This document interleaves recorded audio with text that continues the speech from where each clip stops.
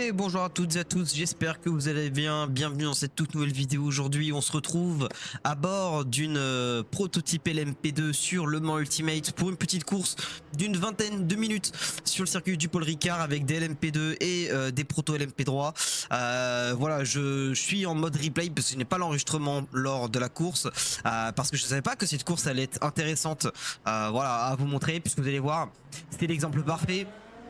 Il ne faut jamais prendre trop de risques lors d'une course et on part. Nous sommes à la 13e position dans cette course LMP2. On a 20 minutes à tenir pour essayer voilà, de garder notre position ou de remonter.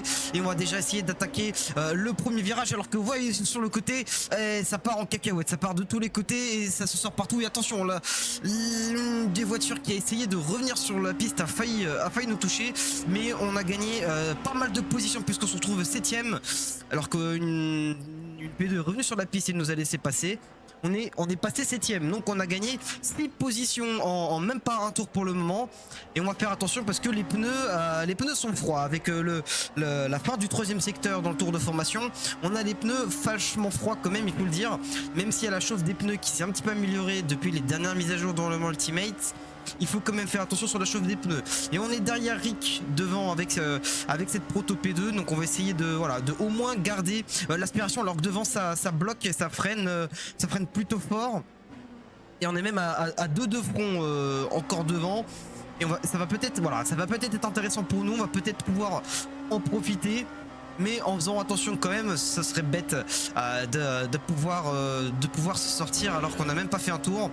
Donc on va rester pour l'instant derrière et analyser un petit peu la situation. Et peut-être que Rick va tenter d'attaquer. Il y va. Oh oui, mais là c'était peut-être un petit peu trop pour Rick. Rick qui s'est complètement loupé et qui va taper le proto devant lui. Et qui se retrouve au tas. Mais grâce à ça on gagne une position. Donc on gagne cette position dès le premier tour. Ça sent déjà plutôt bon ce premier tour pour nous.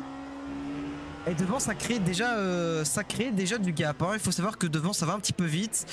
Alors normalement on est parti 13e, mais je vous rassure, ma qualification a été un petit peu loupée de mon côté.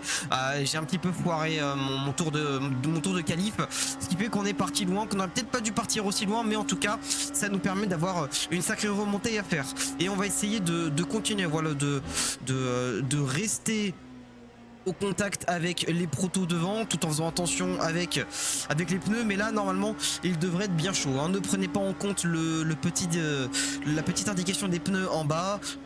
Pour ce qui est du carburant et des pneus, lorsqu'on est en mode replay, on n'est pas connecté à la télémétrie du jeu, donc on n'a pas les informations lors du mode replay. À savoir également aussi si la course vous paraît un petit peu bizarre, j'ai fait au mieux, mais ce qu'il faut savoir c'est que dans le Mans Ultimate on est bloqué à 60 fps dans le mode replay et également dans les menus, et j'ai pas trouvé de méthode pour retirer cette limite, donc on reste bloqué à 60 fps. Donc je suis désolé si jamais l'enregistrement de cette vidéo n'est pas très correct, mais j'ai fait au mieux pour vous proposer cette vidéo. Et ça se loupe un peu devant et ça commence un petit peu à se tasser là sur les deux devant nous, alors qu'on voit devant on est assez loin du leader, on est à presque 4 secondes du leader. Normalement ça roule quand même assez vite, donc on va essayer de mettre le plus de rythme possible avec cette P2 en version ELMS, qui est beaucoup plus rapide que la LMP2 en WEC, puisqu'il y a moins de restrictions. Oh, et que ça se loupe devant, ça se loupe sur les deux. Est-ce qu'on va pouvoir peut-être en profiter? Oh, et ça revient de manière un petit peu dangereuse, et nous on mord un petit peu le vibreur. Et voilà, ça commence à faire des erreurs devant. J'espère qu'ils ne sont pas trompés et qu'ils ont mis des pneus neufs et qu'ils n'ont pas gardé les pneus de la qualif. Parce que pour pouvoir déjà filer l'heure, je peux vous dire que c'est pas du tout la même chose en termes de grip. Oh, et puis ça bloque les roues devant. Et ça va peut-être tenter de passer pour la P2 qui est juste devant nous. Ça passe pas, mais nous on va en profiter. On a peut-être la possibilité d'aller chercher une 4e position si les deux devant font un petit peu n'importe quoi. Voilà, ça se défend dans la ligne droite. Ça va peut-être essayer de se décaler et tenter un freinage au bout de la ligne droite. Non, ça se rabat derrière. Ouais, ça se loupe un peu, et puis devant aussi là, je sais pas si vous avez vu, ça s'est loupé pour une autre P3. Et on va essayer de passer sur cette LMP3 parce qu'on est quand même assez serré.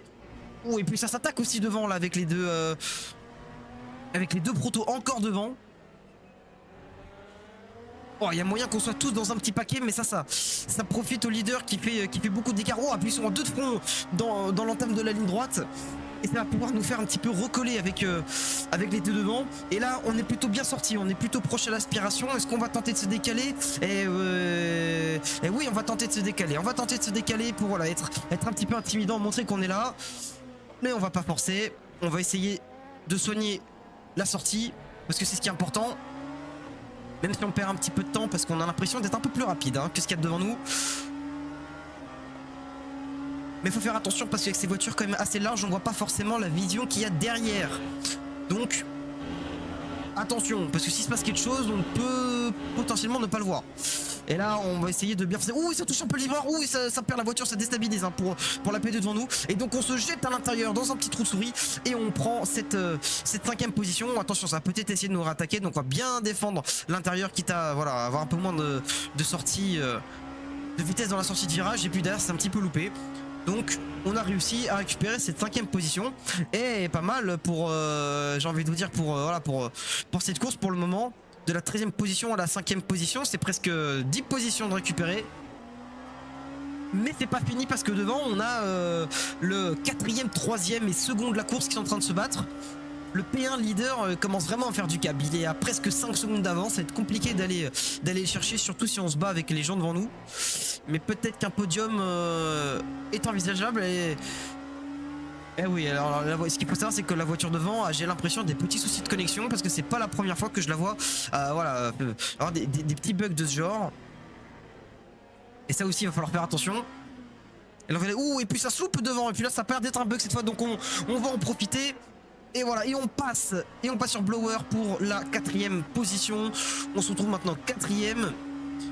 Devant nous, ce n'est que des positions pour le podium. Donc voilà, on va essayer de garder le contact avec devant. On se retrouve un petit peu loin à l'aspiration. On a 1 seconde 2, 1 seconde 3. Et le leader est à 5 secondes. Et peut-être qu'Axos va nous attaquer derrière. Non, ça a l'air de rester plutôt sage. Et ça reste derrière. Et nous on reste devant. Voilà, on reste devant, on va garder l'avantage de notre position. Et vous voyez sur la minimap, les LMP3 vont pas vraiment nous embêter pendant cette course.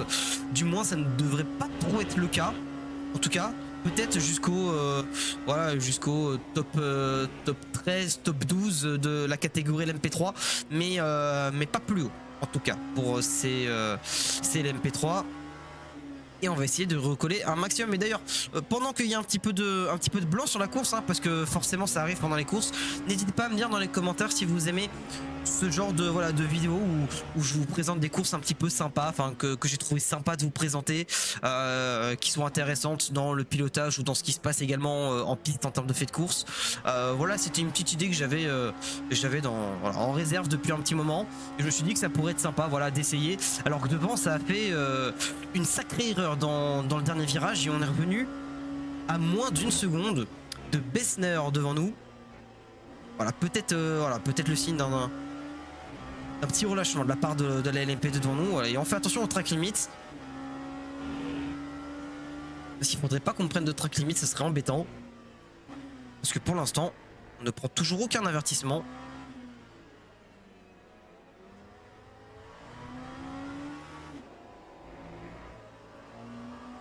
Ah, et on repère un petit peu de temps hein, avec Bessner.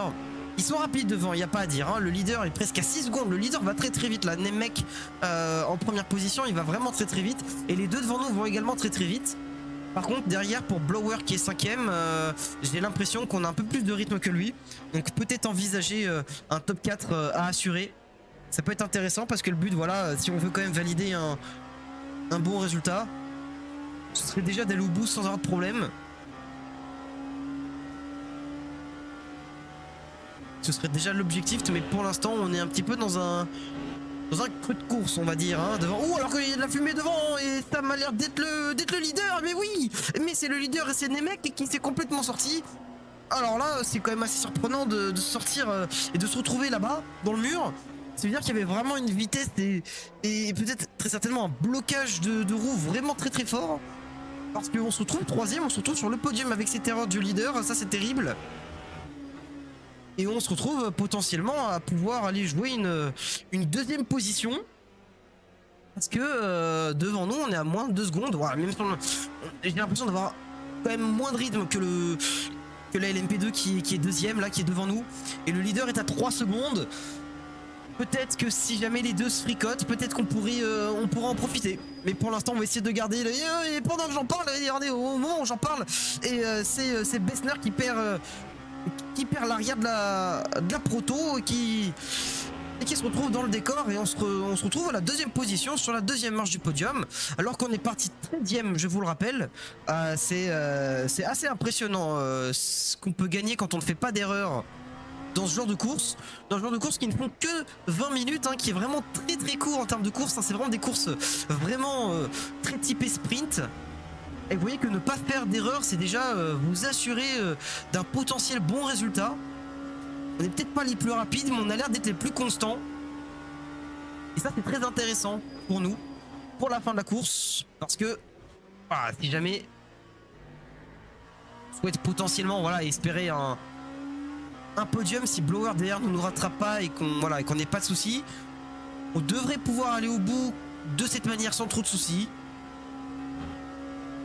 Mais la chose qu'il va falloir gérer, c'est surtout de ne pas perdre la voiture, parce que la voiture est quand même assez tricky, alors qu'il y a un drapeau jaune devant et il y a une voiture dans l'échappatoire au fond là-bas. C'est pas une LMP2, ça a l'air d'être un proto LMP3, ou en tout cas j'ai pas vraiment vu de quelle voiture il s'agissait. En tout cas, ce qui est sûr, c'est que c'est pas la voiture qui est devant nous, parce que Devigne qui est devant nous et pour l'instant à plus de 3 secondes, et le gap commence à se faire. Donc il serait peut-être temps de prendre une décision maintenant. Est-ce qu'on va pousser pour aller le chercher et peut-être tenter d'aller décrocher la victoire, ce qui serait absolument exceptionnel, hein, en étant parti 13e, ou est-ce qu'on va plutôt préférer relâcher, être un petit peu tranquille. Je pense qu'on va être un petit peu tranquille, hein, de notre côté, pour éviter justement de trop forcer. Et alors que devant, je vois au fond de l'image qu'il y a l'air d'avoir de la fumée, et oui, il y a une LMP3 qui était dans le sens inverse de la piste, très certainement en contact. Et ça, c'est à la fois bonne et mauvaise nouvelle, puisque ça veut dire qu'on commence à revenir dans le groupe des LMP3. Et avec leur appui aérodynamique dans les virages, elles sont beaucoup moins faciles à passer que les voitures typées GT3. Donc voilà, attention, parce qu'on peut créer du gap, mais ça peut aussi nous aider pour aller un petit peu rattraper la voiture qui est devant nous, j'ai envie de vous dire. Donc voilà, peut-être quelque chose dans lequel on va servir et on va utiliser. Parce que quand on regarde un petit peu la minimap, on a une P3, mais pas tant que ça. Après, c'est assez vite quand même, hein. On a un proto LMP2 devant, mais voilà, sans plus, hein. Donc si ça prend trop d'écart pour le leader, on va pas forcément pouvoir aller le récupérer, j'ai envie de vous dire, à la loyale un petit peu. Il faudrait pas que ce proto devant nous gêne. Alors que devant, Devigne, il a vraiment un rythme d'enfer, il va vraiment très très vite. On va faire l'intérieur, voilà, sur ce proto LMP3. Pas pris de risque, pas de soucis. Alors qu'on fait vraiment le gap avec la voiture qui est derrière nous, hein, Blower dans la 41, qui pour le coup n'a pas vraiment notre rythme. Donc on est un petit peu, j'ai envie de vous dire, en train d'assurer un podium. Même si c'est jamais fini tant qu'on n'a pas passé le drapeau damier, mais avec le rythme qu'on a, on a l'air de pouvoir assurer un podium. Et ça, c'est intéressant.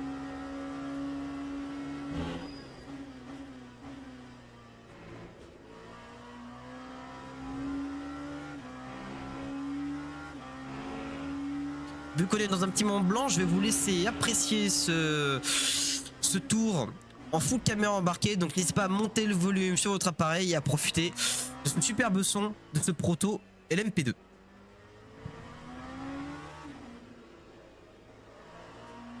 Oh, et j'ai même pas le temps de vous dire ça que le leader se met au tas, hein. Le leader vient littéralement de perdre la voiture et qui est à contresens sur la piste.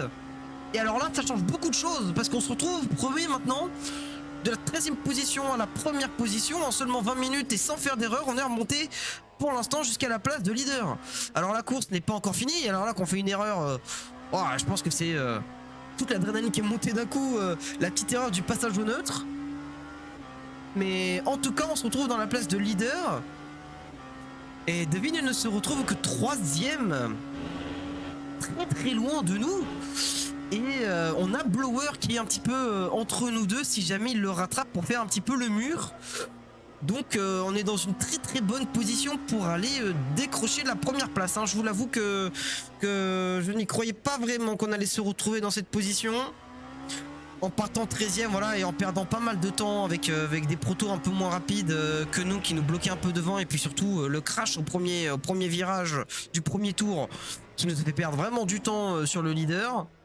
Vous voyez comme quoi faire une course sans incident et sans aucun problème peut déjà vous donner, voilà, un plutôt bon résultat, même si c'est pas garanti à chaque fois. C'est quand même intéressant. Et puis allez, on va se faire ce petit tour en caméra embarquée. Donc montez le son, montez le volume de votre appareil et profitez du son.